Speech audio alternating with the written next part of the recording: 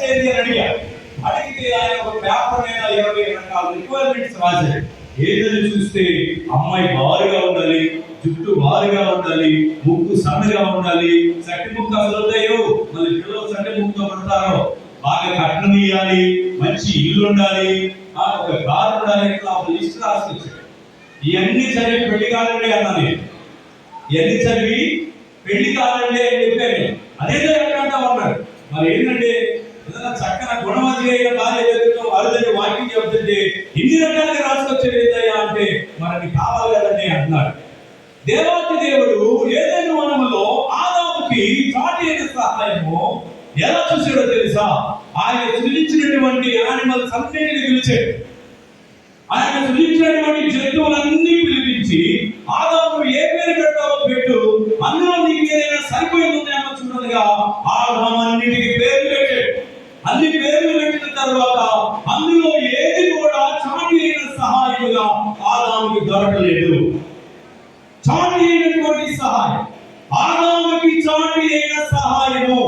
వివాహంలో దేవుడు చూసింది ఏంటంటే ఆ వరుడికి చాటి అయినటువంటి సహాయము మాత్రమే దేవుడు చూచాడు. ఆయనకి వేరే ఏమి చూడలేదు.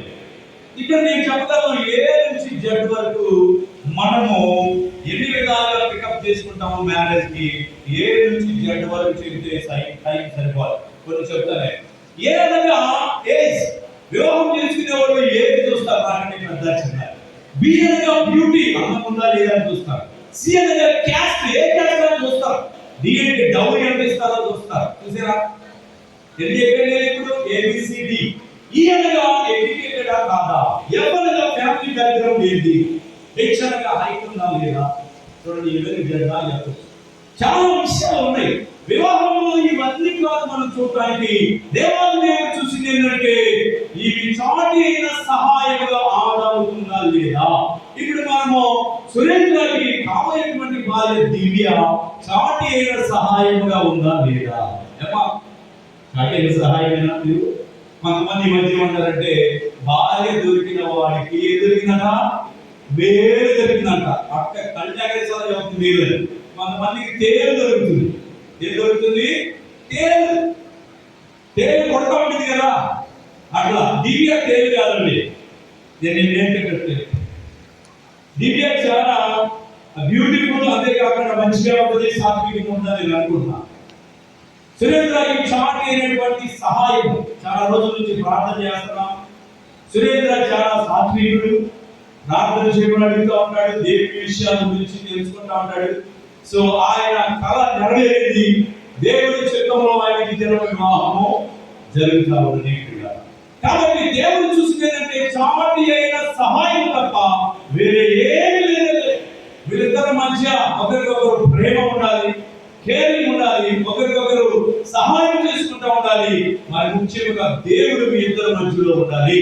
దేవుడు లేకపోతే ఏమి లేదు. దేవుడు లేకపోతే ఏమి లేదు. ఇక్కడ మ్యారేజ్ జరుగుతూ ఉన్నాడు. జరుగుతూ ఉంటే మ్యారేజ్ లో వీళ్ళు ఆల్రెడీ మీ ఇద్దరు ముందుగా మాట్లాడుకున్నారా? ముందుగా ఎంగేజ్మెంట్ అవ్వలేదు మీకు, అమ్మ మాట్లాడుకున్నారు కదా. వివాహానికి ముందే మాట్లాడు. చూడండి మనకు అబద్ధాలు చేస్తున్నారు మాట్లాడేది.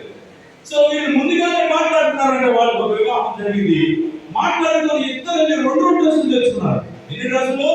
పెద్దగా చెప్పాలి. ఎన్ని డ్రెస్సులు తెచ్చుకున్నారు? నా అమ్మలేదు. ఇంకా 2 డ్రెస్సులు తెచ్చుకున్నారంట. తెచ్చుకొని ఒకటేమో ఇట్లా పెళ్లి చేసినప్పుడు, ఇంకోటెప్పుడు రిసెప్షన్ వస్తారు కదా, మళ్ళీ అప్పుడు వేసుకోవడానికి 2 జతలు తెచ్చుకున్నారంట.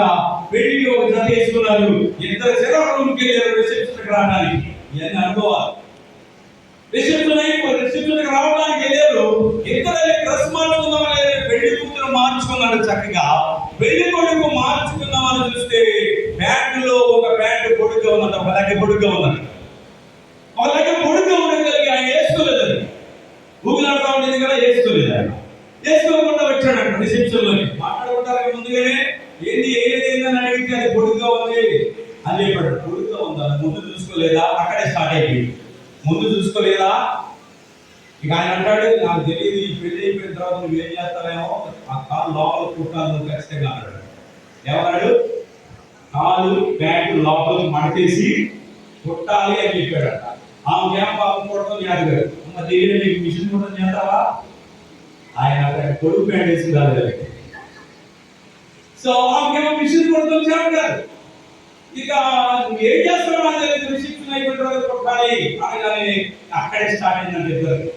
ఈ విషయము పెళ్లి కొడుకు వాళ్ళ అక్క, పెళ్లి కొడుకు వాళ్ళ అమ్మ ఇద్దరున్నారు. ఇది లాభం లేదు, తెల్లారేసరికి కొట్టాలని ఇద్దరు అనుకున్నారు మనసులో. అనుకొని 4 గంటల కల్లా పెళ్లి కొడుకు వాళ్ళు అక్క లేచినాడు. లేచి గౌరవ అటు అందరూ నిద్రపోతున్నది చీకట్లో ఆ ప్యాంటు పొడవుగా ఉన్నదాన్ని అంతే పెట్టి అక్కదాన్ని లోపల మంటేసుకుంటున్నారు. అదే లోపల మంటేసుకుంటేసిందండి ఇంకో ప్యాంటు. ఇప్పుడు చూసినా కానీ ఒకటి పొడుగు ఒకటి పొట్టిగా ఉంది. పాపం వేదమ్మా ఎక్కడెక్కడ ఇద్దరికి ఏమి రాకూడదు, మనసుబంధం రాకూడదు అని ఆమె కూడా ఈ నిలువ కావచ్చుందంట. ఆమె వచ్చి ఈ ప్యాంటుని ఇంకొంచెం లోపల వేసుకుంటుందంట. ఎక్కడంటే ఇద్దరు కుట్టాడనే సమానంగా చేయాల, తేడాగానే ఉంది. సరే ఉదయాన్నే లేచినట్టే పెళ్లి కొడుకు చూస్తే ప్యాంటు కుట్టి లేదు, ఒకటి పొడుగ్గానే ఉంది. చూసారా, ఒకటి పొడుగ్గానే ఉంది. ఏమైనా అర్థం ఉందా దాంట్లో? అర్థం ఏమైనా ఉందా? ఈ దినాల్లో ప్రియారా అపవాది అయిన సాతానుడు చక్కగా ప్రేమగా ఉండేటువంటి కుటుంబాల్లో కారణమైనటువంటి పరిస్థితులు తీసుకొని వచ్చి, మనసుమతులు తీసుకొని వచ్చి, యూనిటీగా ఐక్యంగా లేకుండా రకరకాల పరిస్థితులు ఏర్పడుతున్నటువంటి దినాల్లో ఆలోచించాలి మనం ఎందుకు అని. పైగా కొత్తగా వచ్చింది పెళ్ళైంది, ఒక లేదు, మిషన్ కూడా జాబ్ కాలేదు. ఆ పెళ్లి కొడుకు అన్నాడు ఏం చేస్తావు నాకు తెలియదు కొట్టమన్నాడు. ఇటువంటి సందర్భాల్లో తెలియకుండానే ఏదేదో చేయాలనుకుంటారు. అది చాలా పరిస్థితులకు దారి తీస్తూ ఉంటుంది. కాబట్టి అలాంటి మిస్అండర్స్టాండింగ్స్ ఉండకూడదని సురేంద్రకి దివ్యాన్ని నేను తెలియపరుస్తూ ఉన్నాను. అంతేకాకుండా ఎఫెసీయులకు రాసిన పత్రిక మనం చూస్తే 5వ అధ్యాయంలో రాయబడింది. 5వ అధ్యాయం 22వ వచనం ఎవరైనా చదవగలరా? ఎఫెసీయులకు రాసిన పత్రిక 5వ అధ్యాయం. సమయం ఎక్కువ లేదు, త్వరగా చదవాలి. ఎఫెసీయులకు రాసిన పత్రిక 5వ అధ్యాయం 22వ వచనం. స్త్రీలారా ప్రభువునకు వలె మీ సొంత పురుషునికి లోబడి ఉండుడి. దివ్య విన్నావా ఈ మాట? అయిపోతే చెప్పలేదా? Very good. స్త్రీలారా ప్రభువునకు వలె మీ సొంత పురుషునికి లోబడి ఉండాలి. నీవు లోబడి ఉండాలి. ఎవరికి? సురేంద్ర. Very good. లోబడటువంటి ఉదయాన్నే లేచి కాలు కొట్టుకోవడం కాదు, ఉదయాన్నే లేచి కాలు మీద పడటం కాదు. లోబడి ఉన్నటువంటి ఆయన చెప్పిన మాటకి వినాలి.